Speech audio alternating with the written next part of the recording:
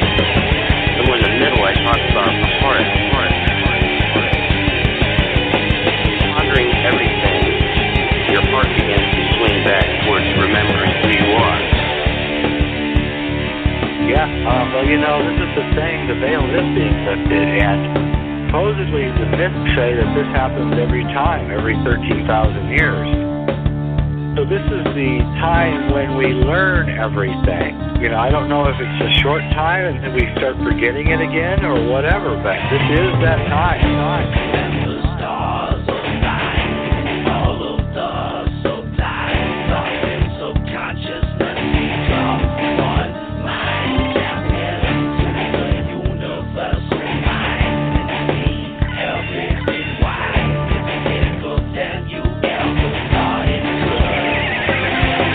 Watch everything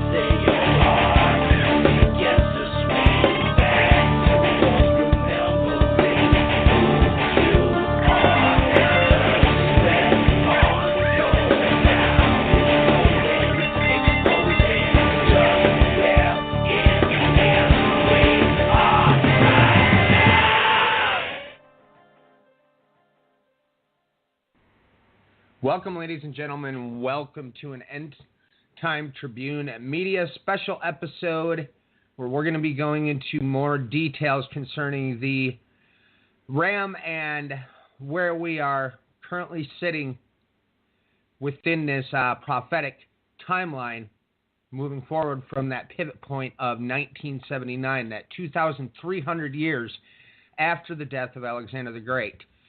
Matthew, do I have you here? And why don't you jump in and sort of start leading this in while I get a few things arranged here, folks. So you know we had to reschedule the episode because Windows 10 did a nice update and everything is acting all kinds of goofy. So go ahead, Matthew.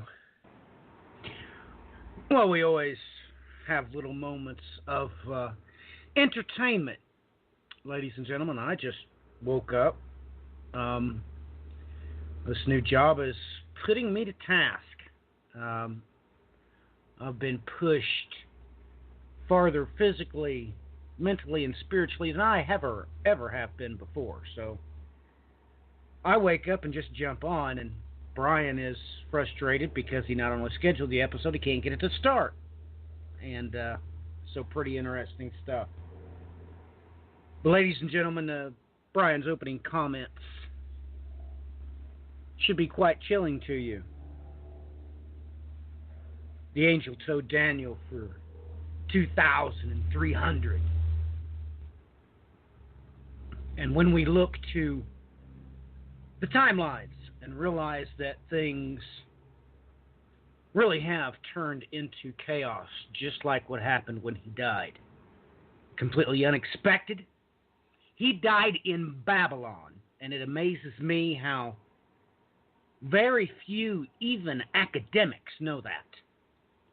That no, Alexander didn't die here or there. He died in the city of Babylon. Of course, when he did, chaos ensued. Before I went to sleep today, Brian and I had a conversation about what that could mean. Consider this, ladies and gentlemen, that if you look back to what happened in 2016, it begins to be quite chilling as you realize that Brian and I did a broadcast or two on Gulen, everything that was happening in Turkey. When we go to the major marker of 1979, oh my goodness, that's when everything started. The seed began to be churning. You know, ladies and gentlemen,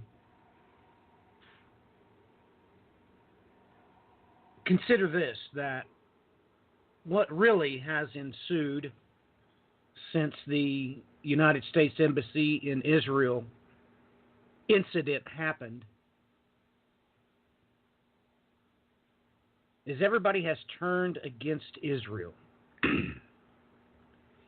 It has everybody in the Middle East absolutely fuming. That's all it's managed to accomplish. Iran does a missile barrage into the beautiful land, and guess what the United States does? Absolutely nothing. The whole reason for this turmoil,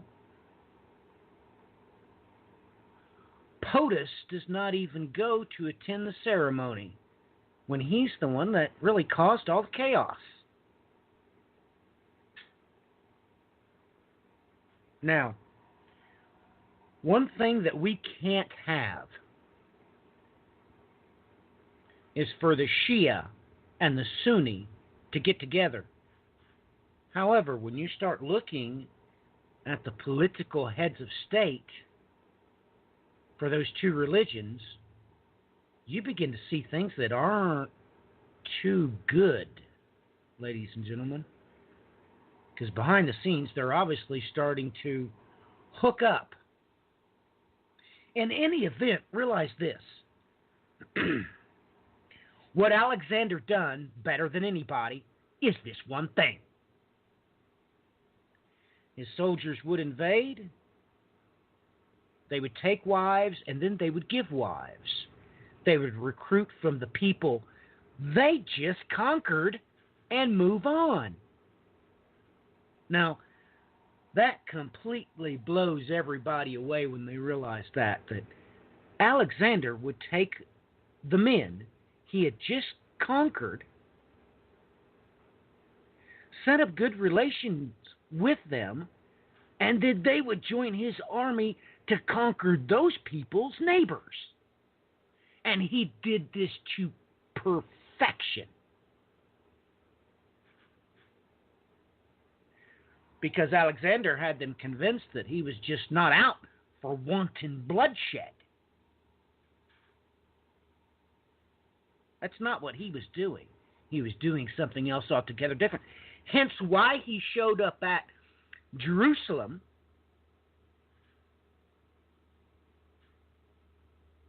and, of course, the priest let him walk right in. Not only that, they promised him that from that point forward, they would name their sons Alexander after him, which endures to this very day. This is why Jews across the globe are named Alexander. Now, I just had a very interesting question come my way. And to be quite honest with you, I don't know how the person involved had the wherewithal to even ask me the question, but they asked me about the question of one of the churches, just one, Thessalonica. And I marveled, ladies and gentlemen, because that only comes from one place, only one person, Alexander's sister.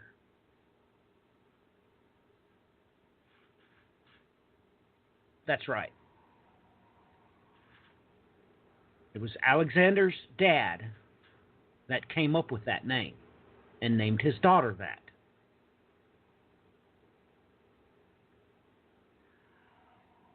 So these events may be playing out right before our eyes, and nobody even has the wherewithal to understand what's going on.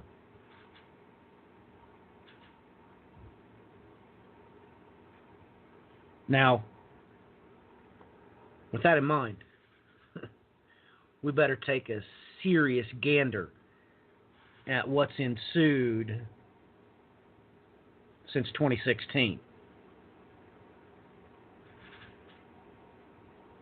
And we better come to grips with what is to come, ladies and gentlemen.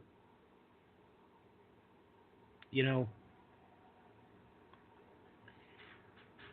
me and a fellow shepherd got to talking a few days ago. They needed some critical data in order to continue with their studies with their flock.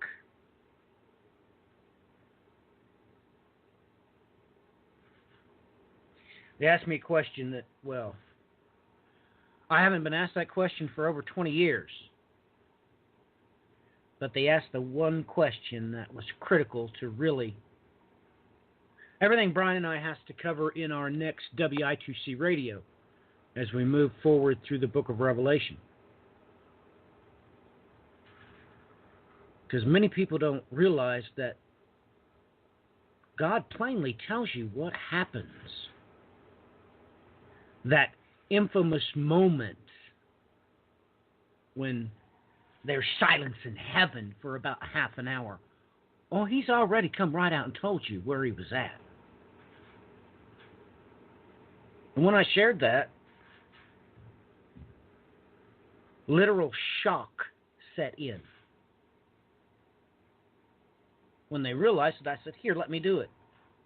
I didn't tell them which chapter or verses I was reading from, and I read a little from Revelation, and I read a little from this chapter, but he didn't know.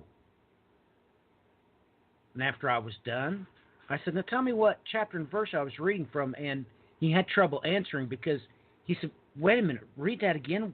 What did you say? Because I'd just taken one chapter and put it right in the right place and kept reading, and he realized that, ladies and gentlemen, it fit right into the text. It was supposed to go there the whole time. But he had never stopped to consider that when he was reading this minor prophet in the right place, it literally come right out and told you exactly what God was going to do. So with that in mind, we need to really come to grips with what really happened, because this is what God really says, that he chases after what has been.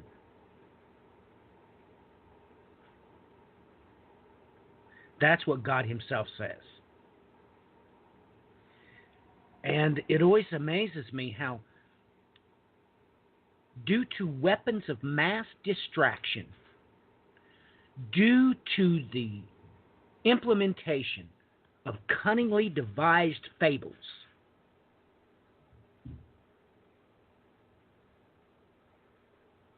no one is able to gather their thoughts and just plainly read the text and just believe it.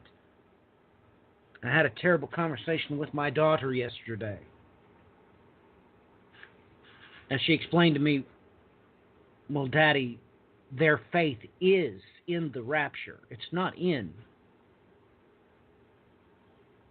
Jesus. It's not in their salvation. Their mind calculates that's what salvation is escaping to paradise. And if that's not the way it's going to be, they really never wanted anything to do with it. That is a quite disturbing thought. With that in mind, Brian, back to you.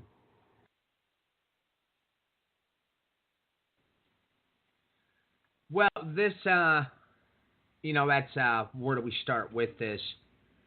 I mean, that's inadvertently a huge portion of things here, is that so many pieces of what has been passed down throughout time through varied eschatological circles, theological circles, academic circles, has completely muddied the waters. And, folks, for the listeners that have been out there listening to us since all of this began, when Matthew began in 2010, when I jumped into the middle of this in late 2010, 2011, and started moving forward, that's what we have tried to undo, is all of the fiction. And, along the way, we've actually learned a great deal ourselves, and we continue to learn and understand new things that we didn't understand before. Now, the previous program, where we started discussing the ram with two horns itself, I had made a discovery earlier in that week concerning Ophir and its etymological, I guess is how you would try to say that, closeness to the word for pars, Percy, fars, however you want to break it down in the English tongue, Persian. That is the longer horn of the two that comes up. Obviously, we have the Medes, which we'll tackle a little bit more in depth at a later time, because they're a lot easier to forward their historical documentation. But this has been the biggest mystery all throughout time. Who in the world are these Persians? If you try to ascertain this from, for instance, the Greek text, or even try to pull things together from the Greek mythology to lock it in and identify it, you're just going to spin in circles. And that's why it's been so very key critical with all of this new work that's coming forth from different scholars and academics in these fields. You have some from French people, some of the people working in Iran that have been going through all of this material and trying to bring some light onto this, because, folks, you have to understand that a vast majority of these Persian texts were destroyed. Most specifically, there's a lot of them that were destroyed at the time of Alexander the Great when they came in. I would keep this as a side note in the back of your head as well. because we will be getting to this when we start going more into the he-goat and that isochronal representation. When Alexander the Great showed up there, folks, you need to take very careful note of the fact that he found Cyrus the Great's tomb in disarray, which was being guarded by those magi, or as I have referred to them, they would be the false magi, because that set of magi was set up to run in the way that a theocratic style regime, just like we have going on in Iran right now, ever since the 1978-1979 Iranian Revolution. The easiest way would be to break it down would be such as how the mullahs are operating things. That was their role inside of ancient when they started coming prominently to the forefront at the time of Darius the Great. Now, everybody, you need to remember that there was an event that they will refer to as Magophonia, and you can find all kinds of documentation in the Greek text. You have stuff that comes into varied pieces within the Byston inscription, and even Josephus makes mention of this event as well, where when Darius the Great himself seized that throne, he came in and he slaughtered the rightful magi that would have been the magi that were in Chaldean Babylon at the time of Daniel. So he therefore tried to exterminate that line. And this becomes important to a degree in understanding what we've had happen in Iran since 1979. Now, as I stated, Alexander the Great came in, and because of the fact of how they had completely disrespected Cyrus the Great's tomb, because he found it in absolute disarray, well, he went on a killing spree, basically. And, you know, as some commentators pointed out, you would almost consider that a war crime in today's day and age. He slaughtered those magi because of what they had done. Knowing Alexander the Great, I have suspicions he knew a little bit more than has made it into our varied accounts that have been passed down through history. Because, of course, you have a Roman account that was written 300 years after, or 400 years after the fact off the top of my head, and a Greek account that was written 300 years after the fact. So the whole life of Alexander the Great himself has had to be re-pieced together from varied sources, not to even mention the work that's been done by a few people who go out and actually trace his steps and get to the bottom of these things. So there's still mysteries that are being solved in this equation as time progresses.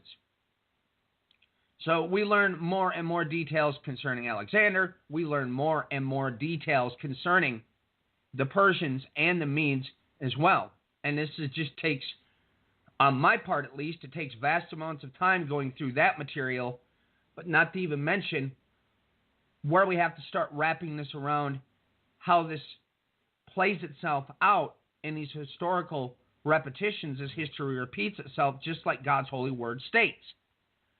So this is where we come to that 1978-1979 threshold. Now, I've stated this before numerous times, that 2,300 years after the death of Alexander the Great, and how did I calculate this? Folks, I took the Hebrew calendar because it runs in continuity. It continues to go forward. We don't get no zeros. We don't end up with the messes of the changes in between the Gregorian and the varied calendars, because, you know, folks, don't forget, on top of it, during the Roman Empire before the birth of Christ, and even during that time frame, you had the Roman leaders in there were messing with the calendars as well, and that's another huge aspect that has thrown our understanding into absolute disarray when it is that you sit down and try to lock in the real year for the birth of Christ and the real year for the crucifixion. They've been playing with these calendars for so very long. So if we want something that stays in absolute continuity, you have to convert your dates. For instance, if you're doing a BC date, you have to convert that over to the Hebrew calendar. And then therefore, when you're trying to do an addition or a subtraction number, using that calendar, you can stay consistent. So for anybody out there that is trying to do date conversions, I just gave you a very large idea as to how I work with these calendars, because it's the easiest way to cut out the nonsense and just get those dates to line up exactly where they are. You get a date forward in the future, such as like with 1979, you do that conversion, you're sitting right there. So this is how I came up with this date. No having to worry about the Gregorian change, no having to worry about all the different things Rome did with the calendar. It's all eradicated. Now this is where we start breaking down these events of what transpired here at that 1978-1979 threshold. Everybody, some very key critical things that need to be understood. And Matthew touched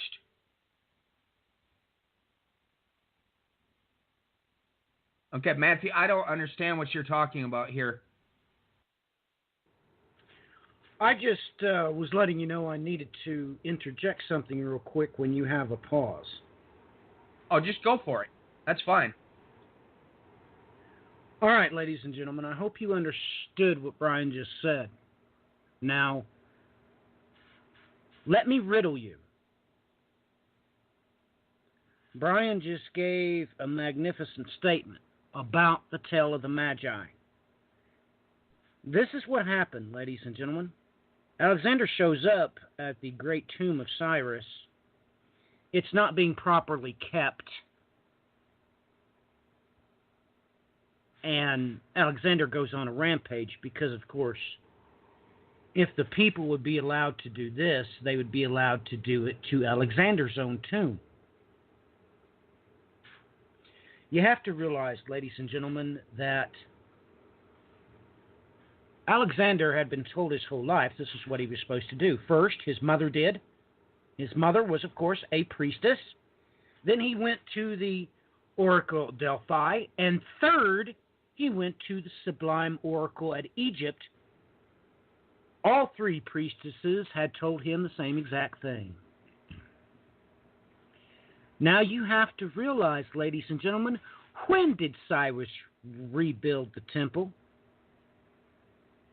Don't you understand, ladies and gentlemen, that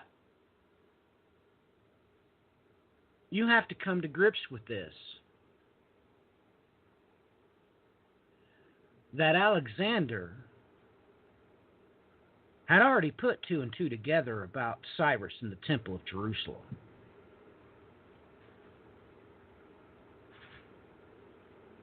If you think that Alexander didn't know about Solomon's temple, you're really quite daft. You really are. If you really think that Alexander's mother didn't know about the temple at Jerusalem, the oracle at Delphi, or the sublime oracle in Egypt did not know about Solomon and Solomon's temple at Jerusalem, you really do have historical problems. You really do. Now, like I said, this is what happened. Alexander goes to Tyre. There is the intervention of the silver shields.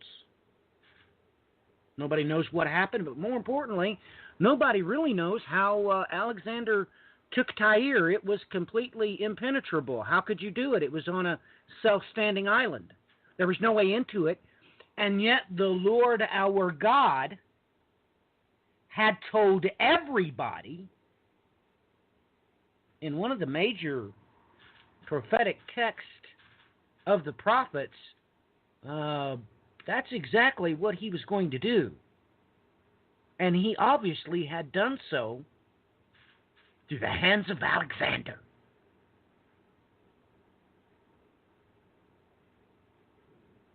Alexander goes straight from Tyre into the beautiful land, shows up at Jerusalem, and all of a sudden, wait a minute. I already made battle plans to take this temple. You see, ladies and gentlemen, you're all thinking that he was thinking to himself, I'm going to take the city. No. No. And when Alexander showed up and everybody was in their temple vestibules, lined up, ready for him to come in, Alexander must have wondered after the Lord his God.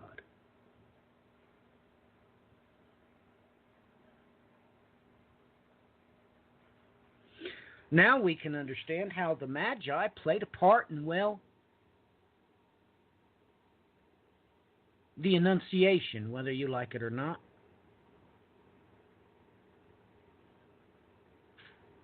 What I'm talking about is absolutely historical fact. So you need to question yourself in your mind, why would Alexander get so upset that Cyrus's tomb had not been properly kept?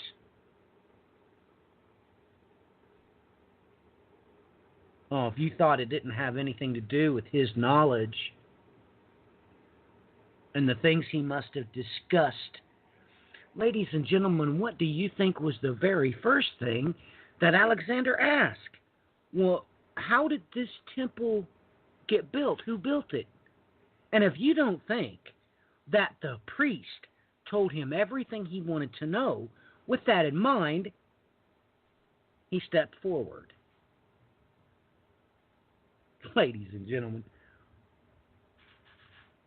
why do you think he went to Babylon anyway? Ladies and gentlemen, this is a whole lot deeper and a whole lot more complex than you may have afore now thought. The other day I went and did some research on our contemporaries. Guess what? No one anywhere that was babbling about this present POTUS being similar to Cyrus had any knowledge of the things I just described. They had no idea that Alexander showed up at Cyrus's tomb and went on a rampage because it had not been properly kept up.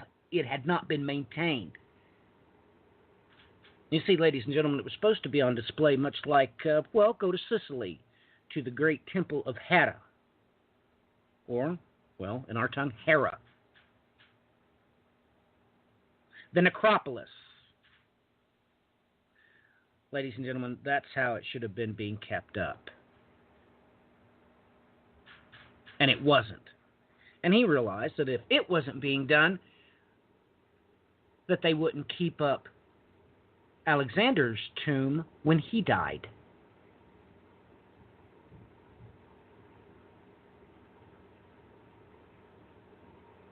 Brian, back to you. Well, to sort of point out events playing out in modern time real fast, because I think we're going to be touching on more of these specific things in tomorrow night's episode on the End Time Tribune. But as that is being brought up, this infamous comparison that is being made to Donald Trump and connecting him to Cyrus the Great. Folks, look, when I start hearing something like that, I become highly disturbed. Now, everybody, oh boy. Look, folks, you need to understand Cyrus the Great was, how do you put this? Symbolically speaking, an archetype for the coming of Messiah. And like I stated, an archetype. Symbolically. Okay, when you begin to look at Cyrus the Great all over in the Bible, you start learning some very, very important things, especially when you start taking things down to the original languages.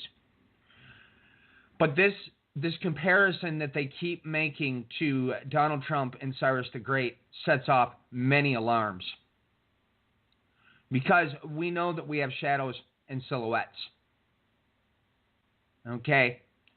As I brought up in the last program, it states, I believe off the top of my head it's in Isaiah 44, it states that Cyrus and a comparison to a shepherd. Now, the major thing I've had going through my head nonstop as of lately is starting where you begin For instance, I will bring in it's Micah 5 verse 5. All right, folks, because we've talked about this in past episodes, but everybody, you need to pay attention to this. This one will be our piece. Okay, in the English, they put a period at the end. And then it moves on to the next portion. When the Assyrian invades our land, when he tramples on our citadels, then we will raise against him 7 shepherds and 8 leaders of men.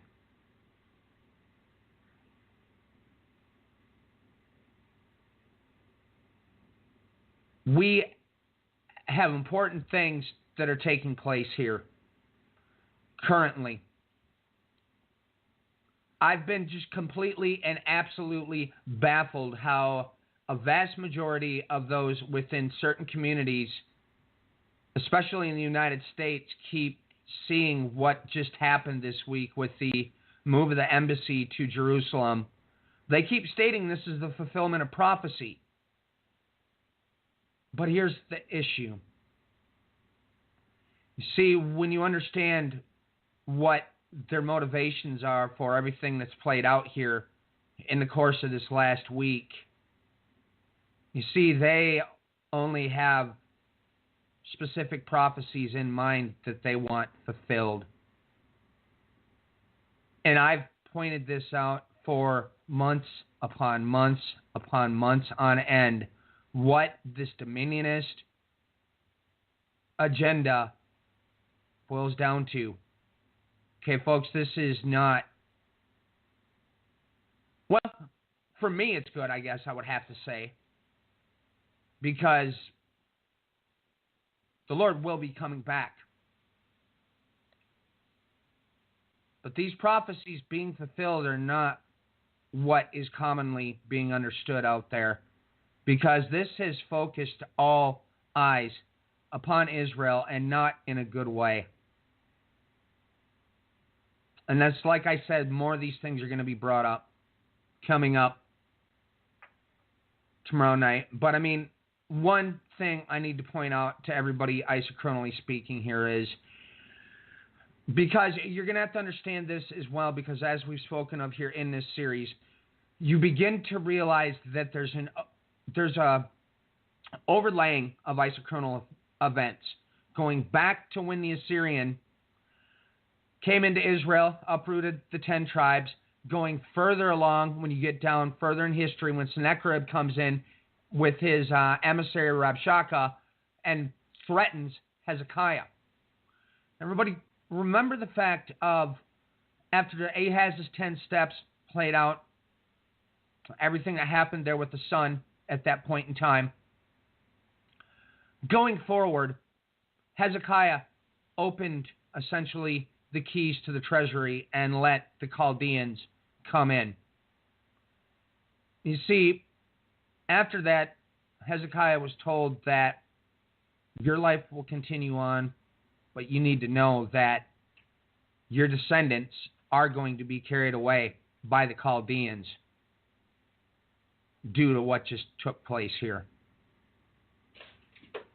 When you begin to compare what is happening in this current circumstance, when you keep in mind what I just stated, when you keep in mind the fact of the identification of the last days Babylon,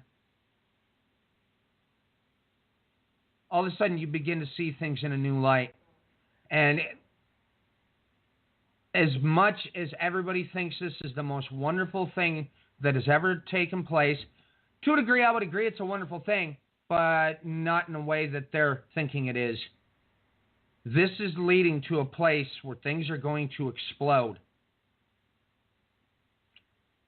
To remove myself from that line and get back on track here, I need to,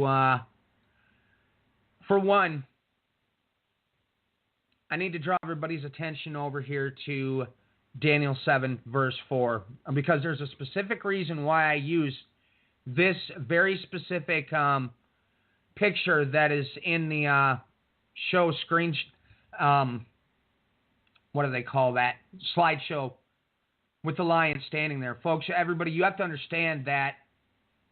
one of the other major representations with Media Persia was always the lion.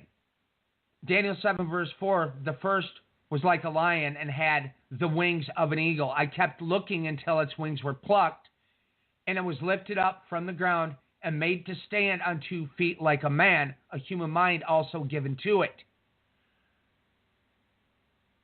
Everybody, this is the one identification that everybody seems to miss and starts building their infamous set of empires from.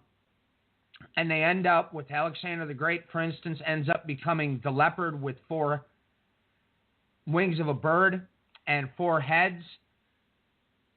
No. Everybody, and we've already done a major program on this leopard. And you might want to go back and find that episode on the M2M Tribune and pay very careful attention to what we stated in there, because we gave everybody some major keys and hints into understanding what is coming. So I'll get to that to a degree as we move forward to the end of the program. Now, if, once again, we've stated here, we're looking through these varied aspects. Of course, when we are trying to correct what's going on here with people's understanding of the timeline. So, of course, we discussed last week, or earlier this week, my mistake, the Ulai Canal and the battle with Ashurbanipal, removing the head, basically, of taking down that leader from Urartu, modern-day Armenia, and also going in and removing the head of the king of Elam. Okay, we've got real-time things playing out in broad daylight there, an exact parallel of that infamous alliance being reformatted, because all throughout this week we have had major dealings going back and forth as far as trade deals are concerned with Armenia and Iran. But to make matters even more complex, we have senators in the United States that are also pushing for money to be sent out to Armenia to assist with their fight against Azerbaijan with Nagorno-Karabakh. To break this down and keep it simple, folks, we have people working in the United States government that are setting things in motion to betray Israel, where Armenians and the Azerbaijanis look as if they're about ready to go into full-scale war again. By doing this, this therefore cuts off that 2/3 of Israel's oil that they are getting from Azerbaijan. So this is major. And this is playing out in real time, folks. It's not make-believe. We have a major isochronal event is transpiring in front of our eyes. But this is where we have to go backwards now. Because in 1979, everybody, you need to understand how key critical those events were in deleting where we've showed up at today. Now, if everybody remembers, when you go backwards in time prior to 1979, you had Reza Shah Pahlavi was the ruler over the top of Iran. Now, many of the reports say that he is essentially ruling like a dictator. People in Iran were not too pleased with him either. In due course, he started going along and basically did a push forward to nationalize the oil there. Now, we've had complex things, obviously, had played out since the Yom Kippur War in 1973, when Saudi Arabia completely threw the gauntlet down and said, we've had it. The OPEC cartel formed. Things have spiraled out of control ever since, because they basically, on top of it, because of America's rather late assistance, not to even mention the fighting that had to get done to actually get that assistance there. Much longer story. Let's just say America was not really too keen on helping out Israel at that point in time, and they had to sneak.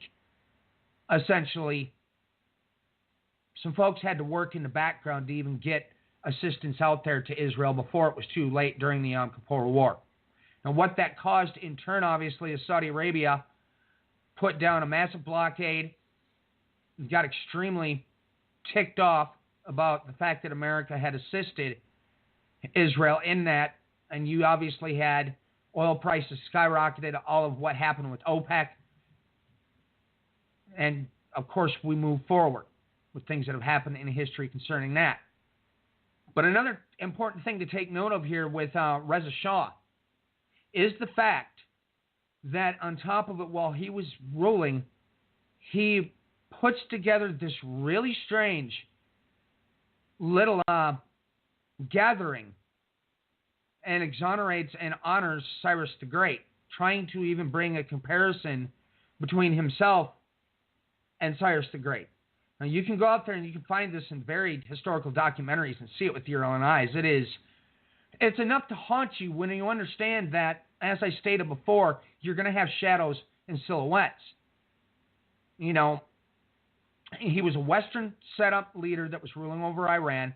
Obviously, once he came along to nationalize that oil, as we've discussed before, there's many rumors out there that certain intelligence groups between Britain and even obviously when you had the Ayatollah Khomeini himself, who was in France, you also possibly had United States interference to remove Reza Shah. I have questions concerning one stream of data on that, and this is where I've really gotten down to getting into these history books and started sort of re-going over some of these details, because that's one stream of data.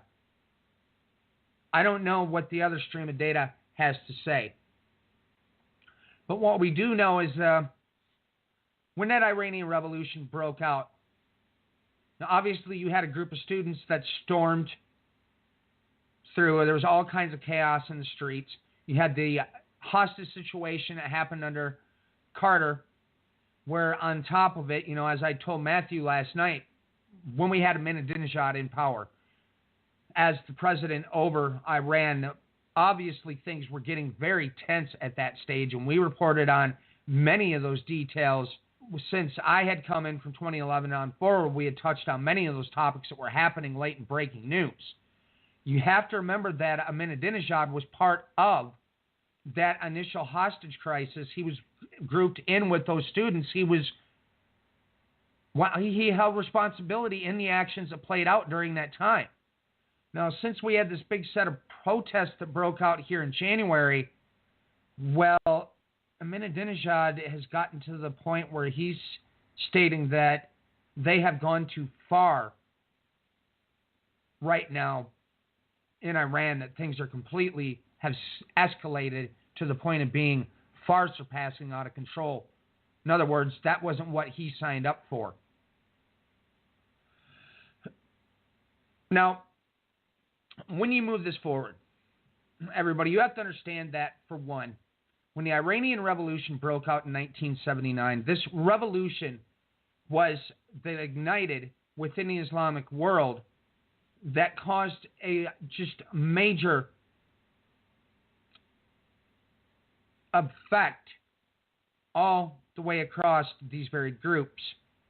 Now, I've spoken before, if you want to take some of the details to get from the 1800s, where the British and then later the Americans started really deeply trying to work with these different groups. For instance, the big one that you're going to find everywhere in this mix is the Muslim Brotherhood. That therefore means you have to deeply understand their foundations, their beginnings, and how they play into this. Now, there's a book that I've read a fair amount of that's called Devil's Game by Robert Dreyfuss. This will help lay the foundation. I would recommend this because of the fact that everything stated in there I have had confirmed through multiple other reliable sources with material I've gone through here over time over the course of the last couple of years. So this is a decent book. It will give you a great foundation into understanding those details going back further, because for a while there, some of the information concerning the foundation of the Muslim Brotherhood was a little bit lacking. Now, to give a brief rundown of events from the 1800s, because, of course, Britain was in trying to foster these elements within these Islamic groups and basically trying to keep their imperialism floating forward. Obviously, if we start out going backwards to the time when Britain was really the main key player in the world, you obviously had them down in India, then they moved into Afghanistan, and pushing forward. All this ties in. But you had the person that essentially his ideas led to the foundation of the Muslim Brotherhood. He was going all throughout very important places in the Middle East that all tie into end-time prophecy, not to even mention. Then you had things move forward with the Muslim Brotherhood. Now, something very important to take note of, folks. Some Muslim Brotherhood very early on started connecting with the Grand Mufti of Palestine, who it is documented till there's no tomorrow, including there's many Israeli sites that continue to bring this forward. He was working with Adolf Hitler in the midst of World War II. You had Ibn Saud, and the House of Saud was doing the same thing. I've talked about the Philby connection, and then later his son ended up becoming a dual agent, basically working for the British and working for the communists at the same time. There's so much information out there on that alone that it's unbelievable. You had their elements within Wahhabism that also, on top of it, got even more influenced by the Nazi ideologies. As Nazi Germany broke up, you had many of them on top of it. They were filtering in with the Islamic people. Some of them, there's actually a large number that started to convert to Islam itself. But also take note, they were also behind the founding of a mosque in Munich. You had early on to an attempt to fight the communists after the Bolshevik Revolution. You had people in Nazi Germany that were already trying to make connections with the Muslim groups that were surrounding what, was the Soviet Union, now modern-day Russia. They were trying to work with these groups already that far back. And then after World War II was completed, they started once again working with these groups and setting up this mosque in Munich. And this mosque in Munich is sort of another major pivot point, because as time progressed, obviously you had this major important person within the Muslim Brotherhood who ended up in the United States in meetings that Eisenhower ended up attending as well, besides things playing out with the British and the Germans. But this mosque in Munich was where both World Trade Center, the infamous towers that were taken down on September 11th of 2001, you had an earlier bombing that happened there. Both of those bombings were planned at this mosque in Munich. You have a continuity that stretches all the way back into this 1800s marker. All of this keeps building.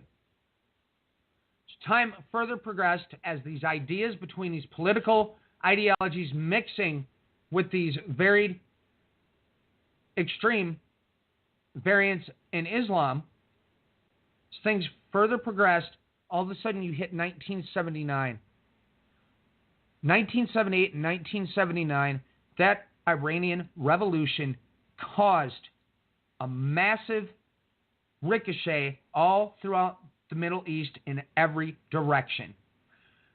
At the time of the Iranian Revolution, in 1979, there was a major uprising that transpired in the United States' embassy inside of Pakistan, where a bunch of the students who had been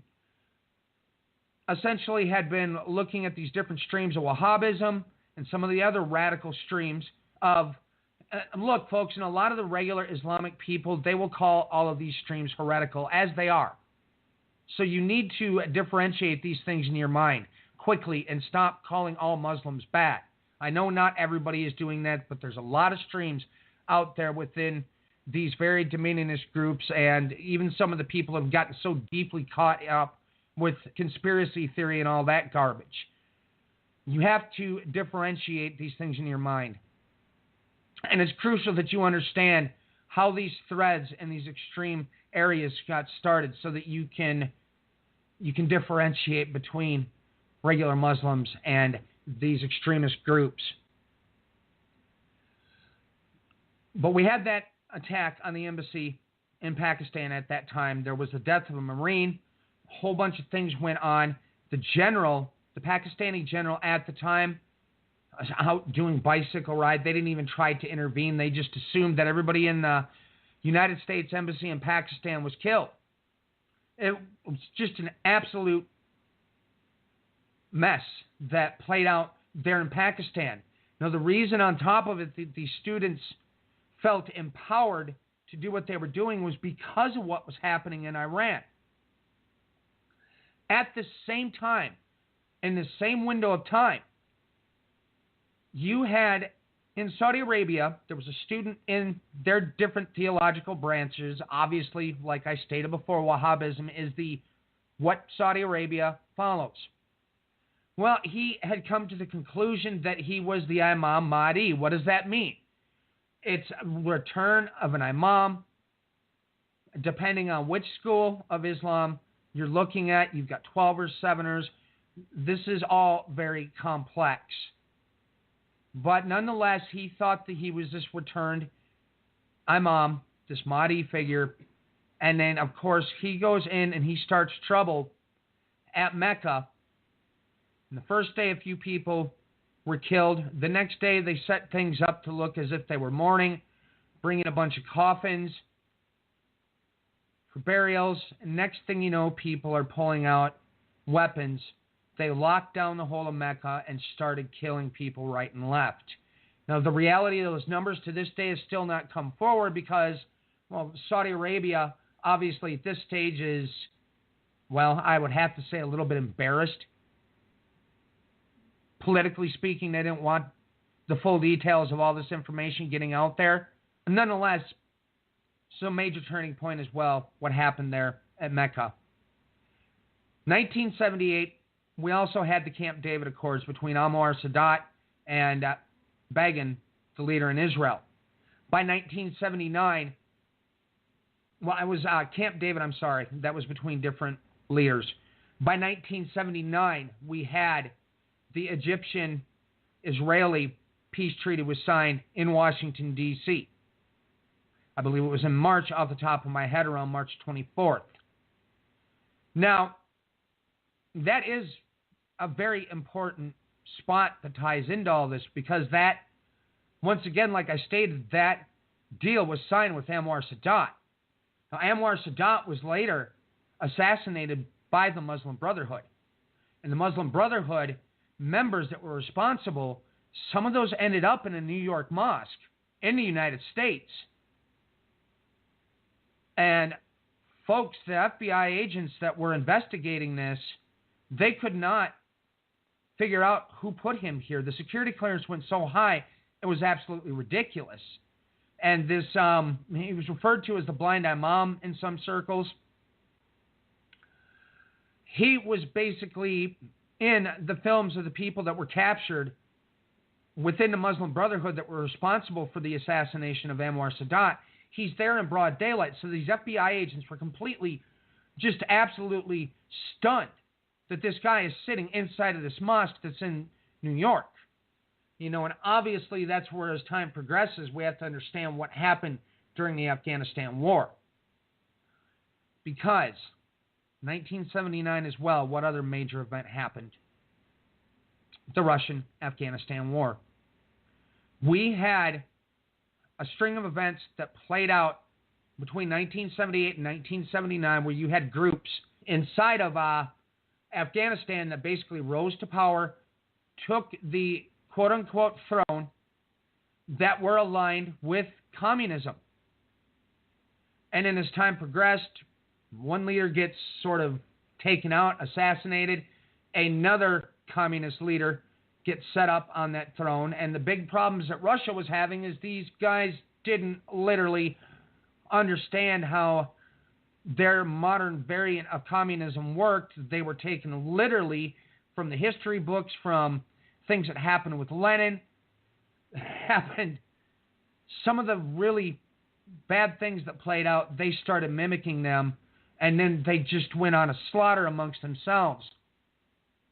Now, inadvertently, in the midst of this, a rumor started to circulate that this second guy that overthrew the first guy had connections to the CIA, even though they checked into it and he didn't. But that rumor spread, and Russia finally, after much deliberation as things had been playing out here in a rather, the progression as months went along as they sat back trying to decide what to do, in part, this whole concept and idea that this guy might be a CIA plant caused them to storm across that border into Afghanistan. That right there set another string of events in motion. Now, I've brought up before about Brzezinski, how he stated he goaded the Russians across the border. Now, this is what was said out of his own mouth. Now, as I've come to learn in this another book I picked up here, because I've planned on getting this for a while, and it just went on sale the other day. It's a book called Ghost Wars by Steve Cole, and he just released the second part that deals with all the events from 2001 up to the present day, which are also going to be very important in understanding everything that's playing out here. But I've had my eyes on this guy for quite some time, and I caught several interviews and several documentaries this week. This guy is an absolute expert. He has interviewed multiple people within the intelligence communities, people on the ground all over the world, as he has brought these details in this book, and this thing is just absolutely top-notch. I cannot even state enough that, folks, for those of you out there that are interested, this is a good starting point. But this is where things wrap around. Once again, everybody, you have to understand these streams, these ideologies of all these extremist things that are now playing out in front of our eyes as we speak. So much of this ties back to this Iranian Revolution in so many ways beyond what, at first glance, we can understand. And there are things that have been going on behind the scenes with Iran. Some of this stuff has only been declassified here in the last couple of years, where a far larger picture is starting to come into place of how deeply connected Iran has been with these varied Islamic groups that are spread all over the place. Now, paying attention to the news cycles, for instance, we know full well that they have been backing Hamas. This has been going on nonstop in the news cycles. There's been meetings between major players in Hamas going out to Iran and back and forth. We've also seen things going on here since the Sochi peace talks started, since the Astana peace talks started, where Erdogan, who is also known to be associated and aligned with Muslim Brotherhood, a Sunni group, has been in alliance with Iran as well. And there's all kinds of details that have been playing out in broad daylight. For instance, we just had a guy that was convicted on charges of basically laundering money for the Iranians during the time of the sanctions because of their alleged nuclear weapons program. This just happened in the last few days that this guy was completely brought up on charges. So we've got these streams of the Sunni. They're connecting with the Shiite. These barriers have been breaking down for far longer than I realized. And this all plays into the string of events that happened in 1979. Now, with this realization that I had earlier in the week, with this connection between Ophir finding its actual location and the Persians, when you begin to plot this out on a map and you begin to look at everything, all of a sudden this whole picture starts unfolding in front of your eyes and everything begins to make sense. Now, another important detail to point out here before I hand this back over to Matthew for a little bit is what happened as far as Islamic nations getting their hands on nuclear weapons. So everybody remember, Pakistan's a nuclear power. Okay, this nuclear program was already moving into motion by the time that Afghanistan and Russian war played out. The man that was behind that nuclear program, I was going to look that name up before we got on here again. He has the last name of Khan. He was out basically trading secrets from this nuclear program. Now, he basically had stolen plans from, I believe it was Belgium off the top of my head. I can't remember the exact spot, which he used to, in turn, start building the nuclear weapons program in Pakistan. In the midst of this, on top of it, he started running deals with all kinds of nations. This includes North Korea, and even, this is where things get a little bit problematic with Iran, because there were meetings where he came into Iran. That whole circumstance, as far as Iran obtaining nuclear weapons, is still, this is a tricky one.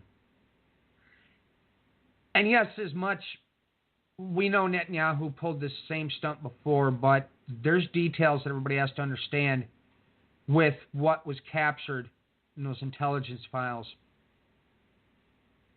just recently here, last January. But to keep this moving along, to at least explain that thread before I finish that thought. Pakistan essentially stated that they were going to be the forefront power that was going to bring nuclear weapons to the Islamic world. And folks, they have nuclear weapons. That was their intent, was their goal. This is played out. And wrap your minds back around to the fact, again, that also during the time of the Achaemenid Empire, Pakistan played a pivotal role in that very large stretch. Okay, so you have this fire that shot across multiple places all at once. At the same time, we had rumblings in Saudi Arabia. Wahhabism starts funneling down, makes its way into Pakistan, starts spreading through Afghanistan. You have the same thing happening from Iran, spreading in the opposite direction at the same time, also affecting everything. As you begin to look at this history from that time forward, you find out that many of these terror groups that are at the forefront right now have long had dealings with Iran in the midst of this. This includes Al-Qaeda. This includes Taliban, who they've been caught in the midst of, again, here recently. This article just in March 18 that details how deeply they're becoming involved in Afghanistan with the Taliban. Now, to take that back to the stream I brought up with what happened here recently with Netanyahu's speech that he gave, where it was revealed the big piece we'd always wondered about, the Iranian Revolutionary Guard Corps and their connection to this nuclear weapons program. Now, everybody, as I pointed out, Netanyahu had stated that they got a hold of this intelligence through one of their major intelligence campaigns in January, when we had the protests were taking place in Iran at the same time. Now, I went through a documentary that was made in 2014, where one of the chief people that was on Netanyahu's staff several years back, at least prior to this documentary being made in 2014, points out something very important about that grouping of assassinations that happened in Iran with Mossad, because this has now been verified since that time that, yes, Mossad was behind those assassinations. He states something very key critical about the intelligence operations that have been taking place in Iran. Everybody remember what I said about that leopard when I state what I'm about to state next. I've been trying to get everybody to see something for a very long time. I've been dropping hints, and that's all I'm going to do, because you have to understand it for yourself. He states that they have Israeli intelligence on the ground. They are using the MAK, which is the Mujahideen al-Khalq. They've been labeled as a terrorist organization by many because of what they did during the during the Iranian Revolution, for instance. They stormed across the border. They started shooting. Just a large number of people died, were injured during them crossing over the border and doing what they did. During the Iraqi-Iranian war, on top of it, they sided with Iraq and fought against the Iranians. And there's been other varied events that have happened till recently. They were labeled as a terrorist organization. Now, John Bolton and his strategies on top of it, he has been working heavily with Mujahideen-e-Khalq, MEK, for quite some time, and has even suggested that be used as an element to bring about some form of regime change. This is all sort of a touchy topic right now with the deliberation that's going on in the United States.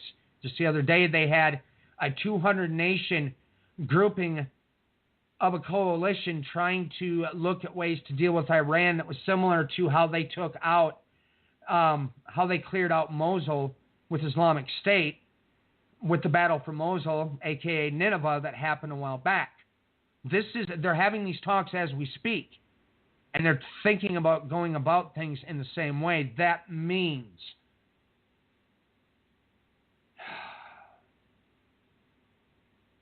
it means what it means. We'll touch more on that tomorrow, I think. But on top of it, now going back through, as this man who worked under Netanyahu stated, you had Israeli intelligence. You had the Mujahideen-e-Khalq, MEK, has also been trained by the Israelis working in this intelligence operation as well.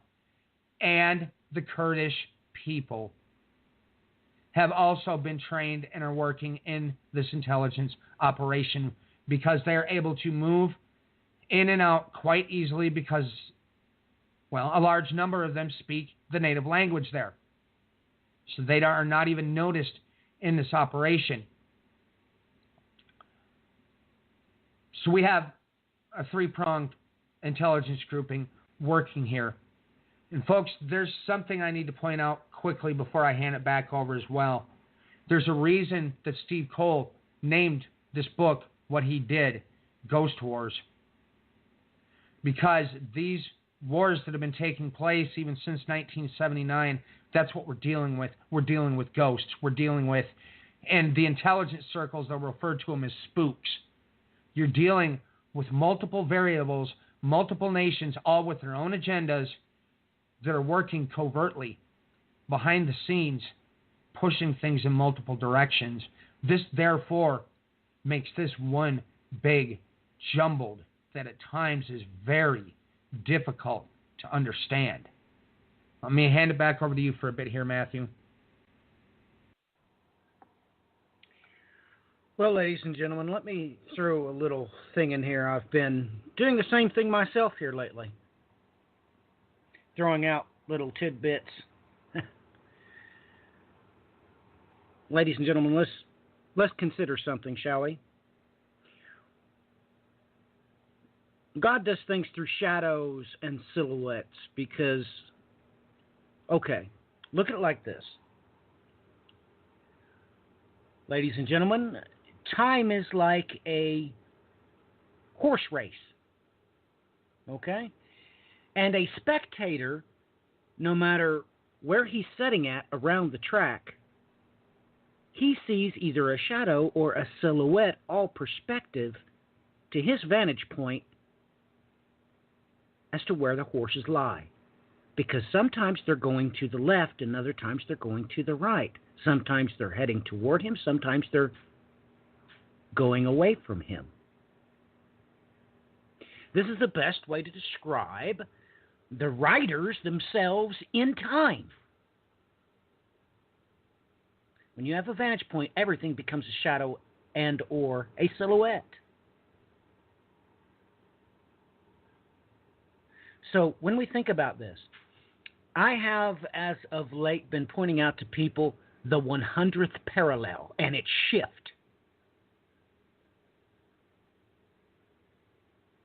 This is why I've been bringing that up, because here, as of late, I've been reminded of it, the vast amount of work I did before I relocated here, where I'm presently at, and my work with the geologist at a major university where I used to live, behind the scenes.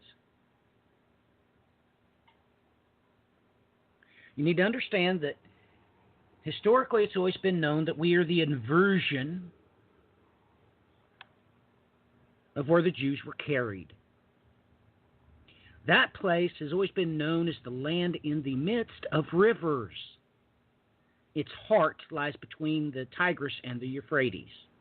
We are the exact opposite, and God has proven that using the difference between one side of the 100th parallel. Of course, it's not anymore. Now it's closer to the 98th parallel. It's moved. God's done that for a reason, ladies and gentlemen. This is why everybody knows of the plague of locusts that struck during the Dust Bowl.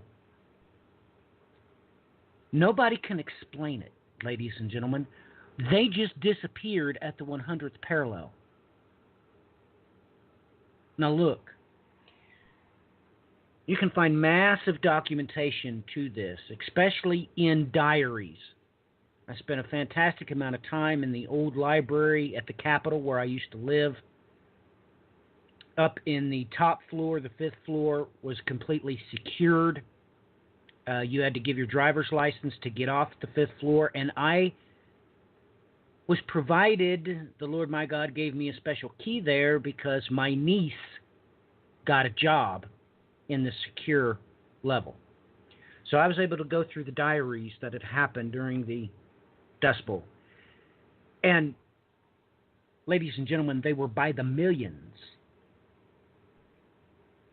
And these locusts just literally disappeared at the 100 parallel. Well, why? You ask yourself why. We have a river in the midst of our land. Everybody knows it. It's the Mississippi. Ladies and gentlemen, it's the Mississippi. Everybody knows it. That is the border to the 100th parallel. You can flank it left and right. That's what divides this land. And let me make sure you understand. Geologists do not understand it, even though it was discovered in the 1800s. They're like, something's wrong here. We've got the West. There's no reason why there's a West here. Clearly, along the 100th parallel, you have arid. You cross it, get to the Mississippi, and all of a sudden it's like a paradise. There's no rhyme and there's no reason for it. Much like right where I'm at right now. Where I used to live was 2,000 feet below my present altitude. Yet the barometric pressure doesn't make sense. It physically doesn't make sense. You cannot determine my altitude here using a barometric gauge as what has historically been done. Because, well, there's 2,000 feet less of atmosphere above me. The pressure must be lower here, but here you have to be very careful about what strain of cattle you get, because farmers quickly realized that they would purchase cattle elsewhere, bring them here, and the whole herd would die because of the barometric pressure.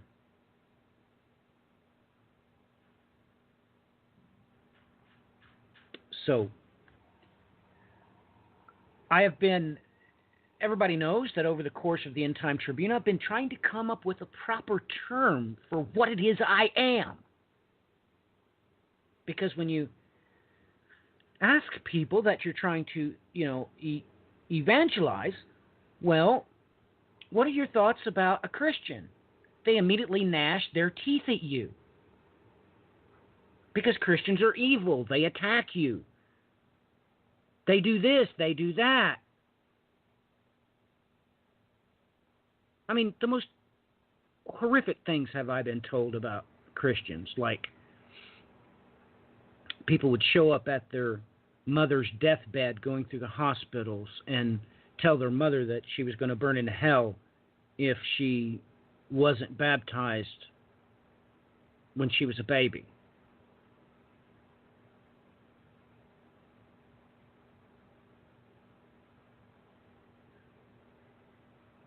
And I've, as of late, posted a comment, we should properly be called the Kaleo Christians. What's a Kaleo? Well, Kaleo is the word that Delitzsch translated into the New Testament as the root word for Karaite Jew. What's a Karaite Jew? A Karaite Jew does what's proper. They do not follow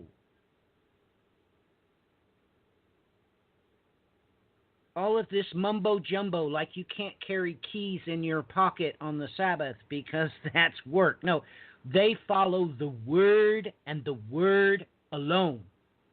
They do not follow all these thousands of years of rabbis that just come up with, oh my goodness, make-believe crap that obviously creates such a huge burden. You can't do it. I mean, for the love of Pete, ladies and gentlemen, the Jews will have to go out and start their cars before sundown on Friday, so if there's an emergency, they can go to the hospital because you're not allowed to start your car on the Sabbath. It's just ridiculous. So the word that Delitzsch used, which has been certified and ratified by the two greatest biblical Hebrew experts at the time on this planet. Before, let me say this again, ladies and gentlemen, Delitzsch comprised the New Testament before Hebrew was modernized and corrupted to become the official language of the present state of Israel. It's written in biblical Hebrew, and he did not put jots and tittles in it so everyone would know. No cantillation marks in it, no diacritics, nothing. So with that in mind, the word he translated for Karaite was kaleo. It's G2564. I have said all that to say this, that tonight Brian is revealing things that we should have kept our eye on the ball. Ladies and gentlemen, the event horizon for the Prince of Persia obtaining nuclear weapons technology, Brian come right out and told you that it was from Belgium, directly linking back to ties to that mosque in Germany, letting you know that, ladies and gentlemen, just because Iran didn't have nukes, that did not mean the Prince of Persia did not have them. The wool has thoroughly been pulled over our eyes, and this must stop. Now, Brian made reference to bringing something up tomorrow. I have no idea where we're going to go. I was thinking that perhaps we should do another WI2C radio, but I don't know. And to be honest with you, ladies and gentlemen, I really do mean the Lord's Prayer when I pray it. I really do not only believe it, that's what I mean. So if it's the Lord's will for me to do something else tomorrow with Brian, we will. Or maybe Timms and I will get on, or who knows, maybe even Derek from 1870 will give me a call, and maybe we'll jump on and do something with him. I really don't care. I just want to make sure that I accomplish God's will, whatever that is. And in this time, you need to start reorganizing your thought pattern. I know and understand that people's faith is actually tied to a cunningly devised fable of the rapture. That's not good. That's not good. Now look, am I trying to scare you into saying, no, you're not going to be, translated to heaven? You're not going to be protected? No, that's never what I said. That's never what I meant. I never meant that. I meant that you don't understand what's really going to take place. It's believable, and I'll tell you why. Because it's happened before.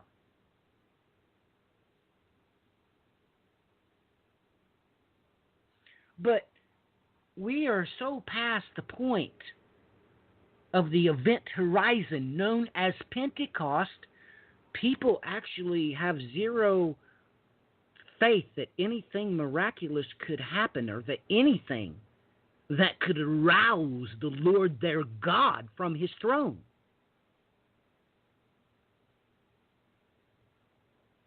Well, ladies and gentlemen, I'm here to tell you, the Lord, he is still God. and I've tried to say this over the years the best I could, you're not alive because you drink water. You're not. You're not alive because you breathe oxygen. You're not. Ladies and gentlemen, Shadrach, Meshach, and Abednego could not be alive if, in order to be alive, they had to breathe oxygen, because they were in the middle of a firestorm that sucked all the oxygen out. They should have suffocated. Forget being burned to death. They should have suffocated, but no, that's not how it works. You are only alive because you have been given the breath of life from God's very nostrils. That's what kills you when He takes it back.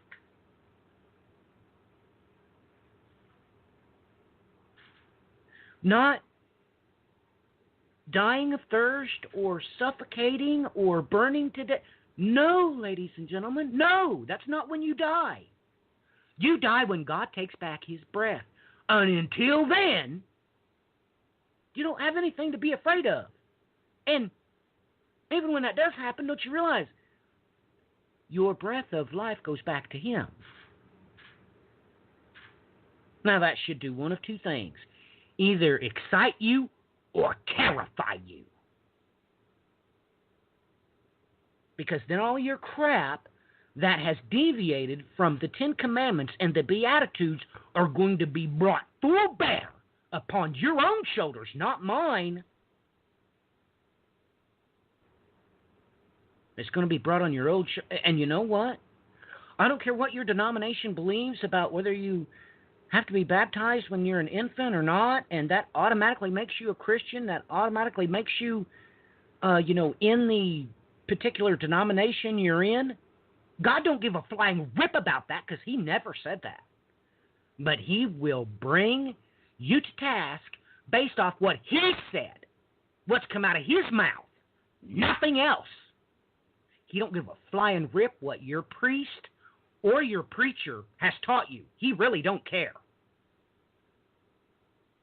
Because He was expecting you to always know that, well, if it countermands what's coming out of the Lord our God's mouth, it's irrelevant. It's like reading the funny papers. It's like reading cartoons or watching blockbuster movies.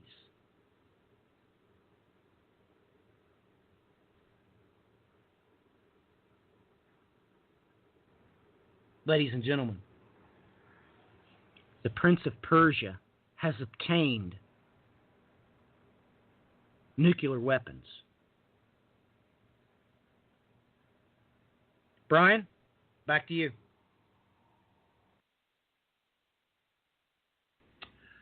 Well, and let me stroll forward in a few of those little details here. Now, as Matthew brought up, oh, yes, folks, the Prince of Persia has a much broader reach than we first realized, doesn't he? I brought up previously Abdul Qadir Khan. He was the man that was behind the nuclear weapons project. You can go out there and look him up. There's even documentaries galore out there about this infamous character. Now, the Pakistani nuclear program start date itself was in 20 January of 1972. Again, that's important. Everybody, I want you to take note of something I've discussed in times past, because even as Matthew brought up, if we did a what is to come, well, we stopped on Revelation 6. You see, folks, we haven't yet discussed the timeline I've worked on. In this 120-year pattern that I've studied, starting in 1899, you have the spin-up cycle of that first 10 years. You move into 1909. You go forward, 1919. You move forward to, all of a sudden, you end on the first third rider, 1929, the Great Depression. As we keep rolling this cycle forward, 1979, in this threefold 40-year repetition, in 1979, in that repetition, in these set of isochronal events, you land on the fourth rider. I looked, and behold, an ashen horse, and he who sat on it had the name Death. and Hades was following with him. Authority was given to them over a fourth of the earth to kill with the sword, and with famine, and with pestilence, and by the wild beasts of the earth. Clearing something up quickly. Because, as Matthew kind of brought up, he went out and looked to see what some of our infamous circles are saying concerning the end-time events. I came across videos, across writings by people that have confused themselves into thinking that the horsemen, known as the craftsmen as well in Zechariah, are somehow bad guys. Folks, the Lord himself sends these horsemen out, the four horns coming against Israel. Have we forgotten this? For those of you that have created this fiction or are following after this fiction. Okay, when you look at Zechariah... Ugh, yes, don't make me jump out of my chair like that, though, and scare the daylights out of me. Let me just say one point. Ladies and gentlemen, which is the writer that is magnified? I'll tell you. Let me ask you a very deep and personal question. I read it today that the angel of death, okay, not that that's my terminology, that's theirs, he's a bad guy. The bad guy actually went and killed all the Egyptian firstborn. He was bad. Really? That's what got the children of Israel free. And just so you know, that's why the fourth writer is expanded upon. What follows him? Ladies and gentlemen, how could the writers be bad? But anyway, I just needed to say that because you said it and I was tempted to say it before. But ladies and gentlemen, you better watch what you say. You better not be slandering angelic authorities. Okay? Please don't do that. God gets very mad when you do that. Brian, back to you. Sorry for the interruption. Well, that last point you just brought up, I was going to state as well. Railing accusations. Folks, some of you that have gotten caught up out there in the midst of, they have all these infamous spiritual warfare teachings, and they seem to think that somehow Satan is omnipotent, omnipresent, can be a billion places at once, seems to be allowed to do whatever it is that he wants to whenever. But look. Well, you know, Brian, let me just say something. Okay? Very personal. Okay? For the whole world to hear. You came to my house, correct? Right? Yes. You and Tiana spent an extended stay at my house, and you marveled after me. I said, really? You downloaded an app that can detect magnetic... Well, yeah. I took you exactly to where those that have been given charge over me were standing, didn't I? When I said, watch, Brian, the magnetic field will... You're like, well, how do you know that? I can't see them. Really? Ladies and gentlemen, they're not God. They can't be everywhere at once. I don't know why you think they are. They are only called God's messengers because they do whatever it is that he tells them to do. Kind of like, I don't know, you're supposed to be. Sorry, Brian. Back to you. Well, that is the entirety of the key critical point. Folks, you should have known from the book of Job already that the accuser of the brethren, Satan, has to have permission. The book of Job made that very clear. I've had it thrown back at me while he roars about like a lion seeking whom it is that he may destroy. My response back was, have you read the book of Job? Okay, it states emphatically, he is the accuser of the brethren day and night before the throne. There was some infamous book that came out years back and then was made into a movie about this alleged kid that went to heaven. And you see, before my wife is allowed to watch a movie, I have to filter it first because I don't want nonsense coming into her head.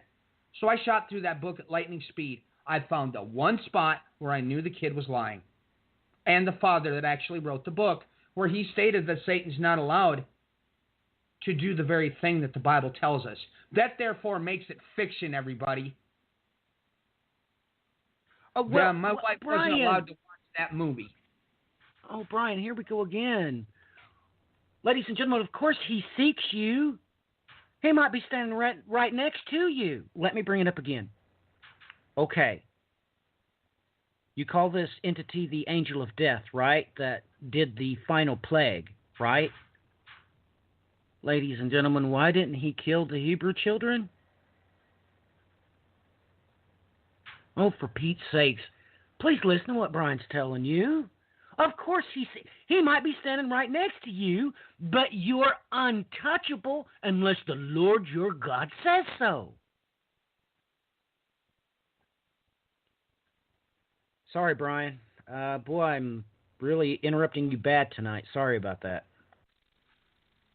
Well, I mean, the unfortunate state in this modern day, some titles have been given to it, churchianity, things that are being taught. Unfortunately, we have to sit here and bring up a factor like this, which,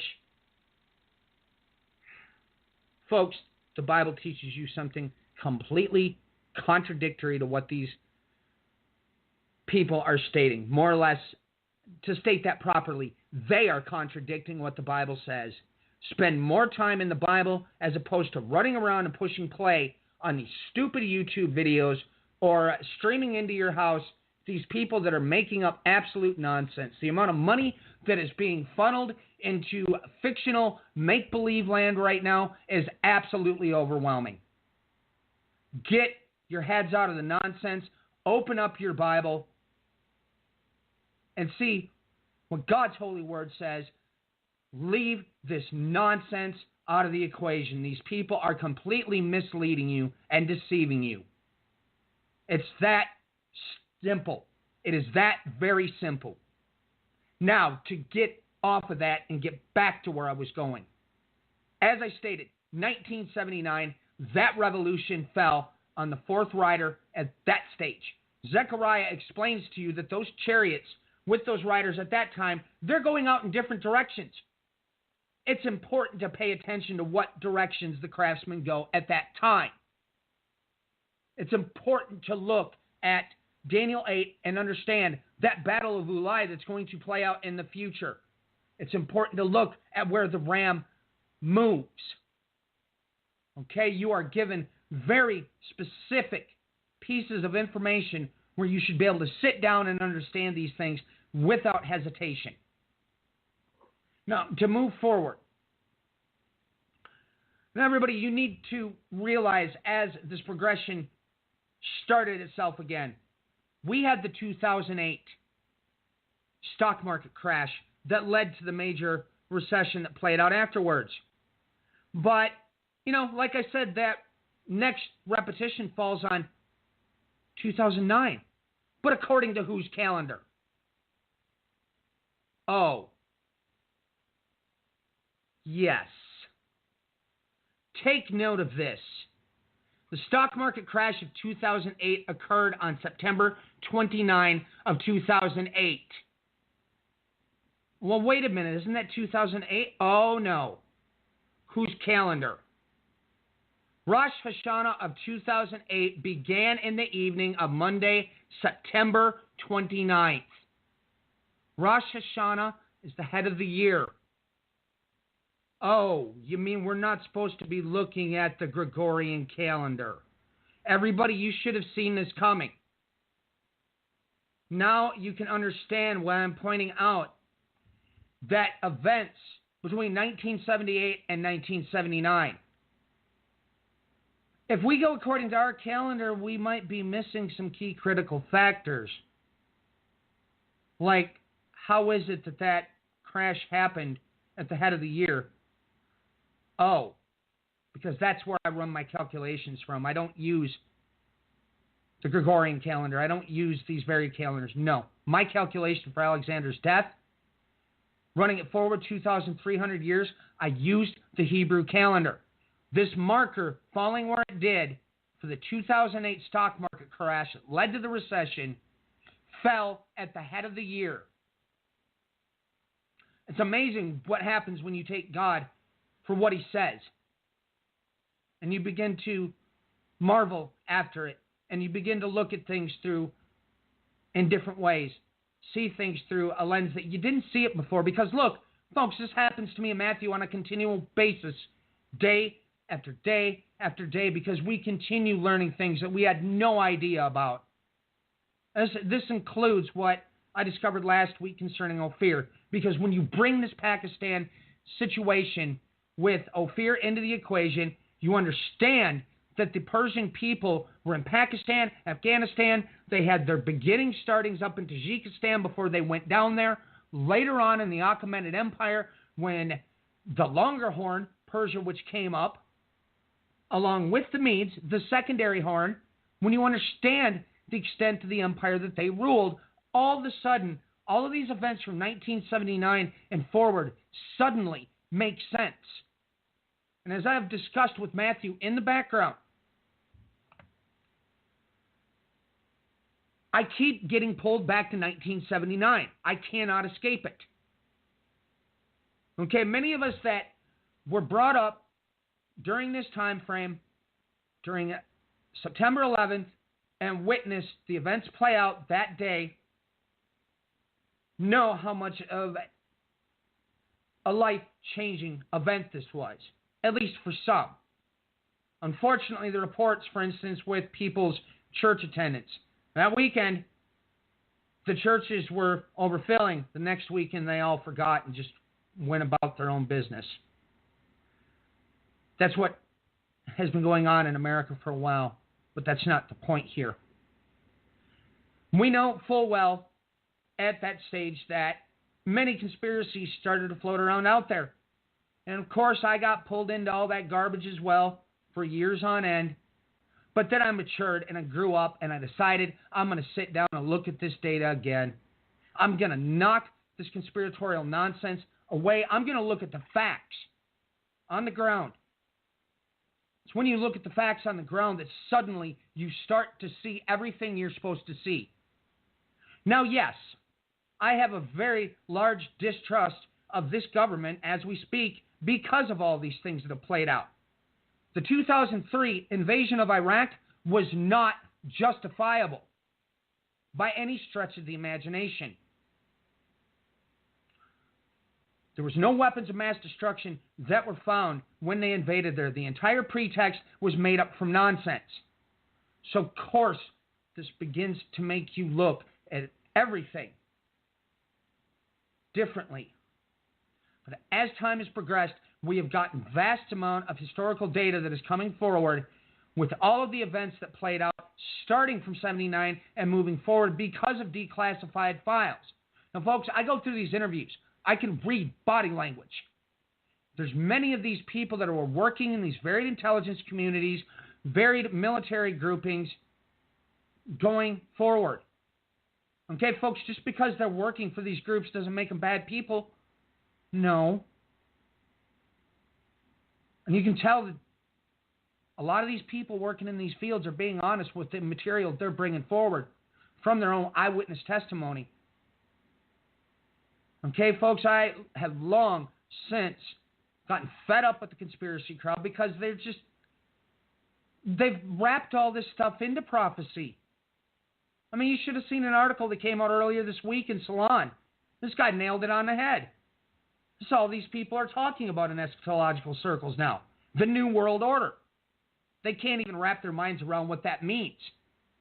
Because the United States is doing exactly what they stated they were going to do. Now they're ruling with an absolute hegemony over the entire world. And that's what all these moves with this administration have done. But it's also given motivation for the 10 kings to burn her. Because I have spoken about the fact, once you realize that Ezekiel 38 and 39 gives you the details to unlocking the 10 kings, When I've done extensive work to show that Eastern Europe, Western Europe, makes up a vast quantity of those groups, not to even mention Persia, Togarma, which is the Turkish people, not necessarily modern-day Turkey, because modern-day Turkey is made up of a very large population of people, but nonetheless you have Turkish people there. When you realize who these groups are and you look at the events that have played out, when you look at what happened with the Iranian nuclear deal, all of the European nations are scrambling now, because if they don't get something set straight, they're going to have massive economic sanctions that are going to affect them now with their dealings they've set in motion with Iran, not to even mention stuff going backwards, Germany with Russia, for instance, Balkan groups with Russia. Okay, now we have motivation. But that's what we got to go back around to these events from 1979 and forward. And folks, there's undeniable aspects of things that have been happening with Iran since 1979. Okay, and sometimes we get our blinders put on because at times, you see, there's streams of propaganda that come out to confuse people that, yes, we have streams, even in America, of their own agendas. But when you have ghosts, when you have shadow wars taking place, folks, you need to realize that some of this propaganda has been put out there by these very key players themselves. Like, for instance, does everybody remember the infamous, that couldn't have been Osama bin Laden that was killed in that raid at the time of Obama's administration because he had kidney problems and was on dialysis? Folks, do you realize that it was Osama bin Laden himself that put that out there? And the conspiracists ate it for dinner. There's a terminology that is used by the intelligence community. Now, I am not calling these people this. I'm just using their terminology to illustrate what this is. They refer to these people as useful idiots because they can drop things out there, and there are certain people that will run with it and spread these rumors. When you have all of these factors, all of these groups with their own agendas, these countries with their own agendas, with their own goals, this creates a massive web of confusion and trying to understand who's doing what. But there are undeniable things that have happened since that 1979 revolution, things that we can chart, knowing full well they've been playing out for years. Now, some are out there in the certain persuasions are going to try to convince you that Iran doesn't do anything wrong. No. We know unequivocally that they've had connections with Hezbollah, for instance. We know unequivocally that they have completely, for the most part, swept into Iraq and filled that vacuum. Right now, we just had an election that is going to be causing all kinds of contention to come. You had a Shiite cleric that has been speaking against Iran, at least in that he rose up from he had a group during the Iraqi war that was called the Army of Mahdi. If you know anything about Imam al-Mahdi, I brought it up earlier. You should be having your ears perk up. But it stated he's railed against Iran, even though he was leading groups that were fighting against the Americans during the Iraqi war, and a great deal of Americans were killed in the midst of those conflicts. Yet other streams within the Shiite group that also got major people into power. You've got fighting going on with the Kurdish people right now because obviously you have groups that are tied in with the Shiite, but not to even mention there is suspected election fraud that went on there. But never mind the fact that their election played out like the United States elections. Only 40% of the people even bothered to show up because they know the whole system is rigged against them. So they didn't even bother to show up. We just saw this happen here as well. As I stated, there are certain things that we know are undeniable. Iran has been up to no good behind the scenes for quite some time. Hezbollah, on top of it, I know this full well from the works of James Loftus, the person that worked with the Justice Department underneath Jimmy Carter, who was given the highest security clearance to get to the bottom of why in the world there were all these Nazi war criminals all over the place in the United States. Through his book about the war on the Jews, he goes into a lot of these details that were taking place at the time of Hezbollah. They were running narcotics. There was certain narcotic dealers on top of it that were running this stuff to keep their organizations going, that even tied into the last leader of Syria, that Assad. Assad had a lot of control over Hezbollah during that time frame as well. Now, why am I bringing this up? Because, folks, since this time, as time has progressed, Hezbollah has moved groupings into Argentina and all throughout the South American continent. There's a large grouping of Islamic people in Argentina now. Now, everybody, we've talked about the connections between Nazi Germany and those war criminals and Argentina before as well. At the beginning of the show, I explained to everybody on top of it that there were groupings within these Nazi war criminals that had escaped that had converted to Islam. You have this stream of history that keeps connecting to itself. But now we know beyond any shadow of a doubt that you have got groupings that went up into Argentina. The last Venezuela leader, for instance, that was overthrown by this new leader that has caused all kinds of contention. Now OPEC is having problems due to that and everything else. Well, that previous leader on top of it was working with Hezbollah. Okay, on top of it, you take in the other streams. You start bringing this through Pakistan, Afghanistan. You go up into Iraq.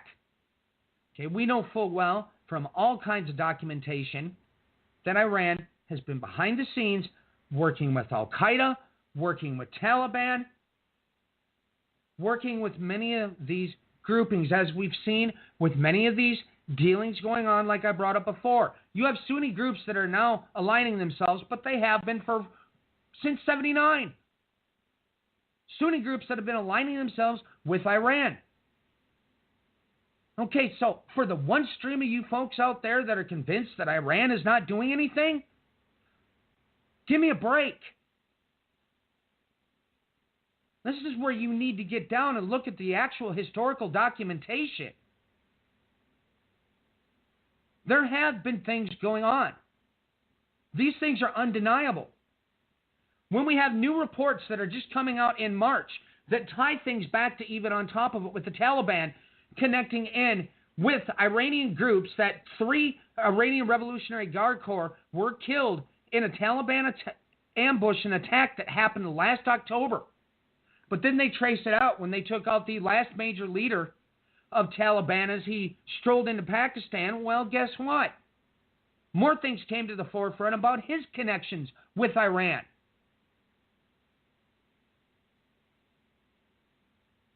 Folks, this is getting serious. This is getting serious like nobody can seem to understand. Not to even mention, in the last week, as the embassy was moved from Tel Aviv to Jerusalem by the United States, the leader of Al-Qaeda now, he called for jihad on the United States. I would take pause with that, folks. You should be concerned. But I haven't really seen that come up in the news cycle hardly at all since that comment was made. Now, as we roll things forward, as things happened with ISIS, now somebody had asked this question if I was referring to a certain person that was from Jordan on the Facebook page for End Time Tribune Media, and I can give clarity to that. No, the person in Iraq now was not who I was referring to. The original leader, he was actually known as the Iraqi branch of Al-Qaeda that came in back during the original Iraqi war. And his name, and this is the guy who was the original founder of ISIS. Al-Baghdadi was phase 2. His name is Abu Musab al-Zakari. That's the founder. Where was he from, everybody? He was from Jordan. Now, let me read this paragraph just from this little article. The terror quasi-state that is variously called Islamic State, ISIS, or ISIL, or Daesh was founded by a bloodthirsty religious zealot named Abu Musab al-Zakari in 2004. The native Jordanian moved to Iraq, along with thousands of other insurgent volunteers, to fight the American and British forces that had invaded the country in 2003. Folks, this is a long, extensive history. We covered it before. I've gone through several books on the Islamic State. They were tied in with Al-Qaeda. They broke away from Al-Qaeda because they went over the top. They didn't agree with what they were doing, but certain groups within Al-Qaeda joined in. Jordan, Sons of Lot, that's the original Islamic State founder. You take it backwards on top of it. Al-Zakari had dealings with Iran as well. We're down to the last 90 seconds. I'm going to hand this over to Matthew quickly.